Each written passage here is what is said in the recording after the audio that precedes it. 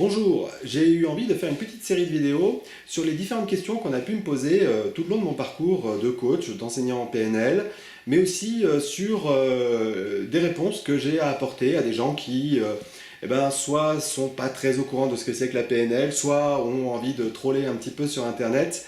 Donc j'ai eu envie de faire une série de vidéos comme ça, en mode léger, pour vous expliquer deux, trois concepts. Et la première, ça va être pourquoi j'ai des clients et pas des patients.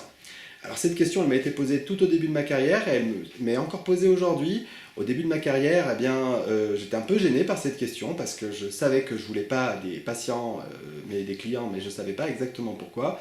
Aujourd'hui, je sais pourquoi. J'ai trois bonnes raisons d'appeler mes clients des clients et pas des patients, et je vais vous les exposer les trois. La première, c'est tout simplement que pour moi, le terme patient doit être réservé au monde des médicales, au monde du personnel médical. Alors, je ne sais pas ce que dit la réglementation sur ce sujet, peut-être que je me trompe et que ce n'est pas exclusivement réservé au personnel médical, mais quoi qu'il en soit, dans mon modèle du monde, les patients, c'est pour les professions médicales, et je ne suis pas une profession médicale.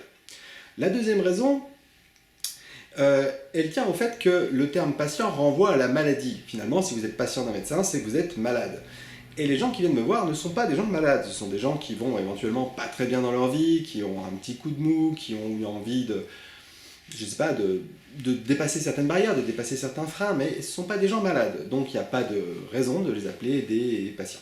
Et la troisième raison, qui est pour moi la raison principale, tient au mot lui-même, le mot patient. Pour moi, il n'y a pas besoin d'être patient pour changer. Il n'y a pas besoin d'être patient pour aller mieux. Ça peut se faire rapidement. Les gens qui me connaissent savent que je suis bourré de qualité. Oui, je sais, je m'auto-congratule. Mais ils savent qu'il y en a une qui me fait parfois un peu défaut, justement, c'est la patience. Donc je ne vois pas pourquoi il faudrait attendre, pourquoi il faudrait être patient pour aller mieux. Donc, c'est la raison pour laquelle, c'est pour ces trois raisons que je préfère le terme client au terme patient. Et c'est pour ces trois raisons que je continuerai à appeler, même si ça peut choquer, mes clients des clients. Voilà, je vous dis à très bientôt pour une nouvelle vidéo sur une autre thématique.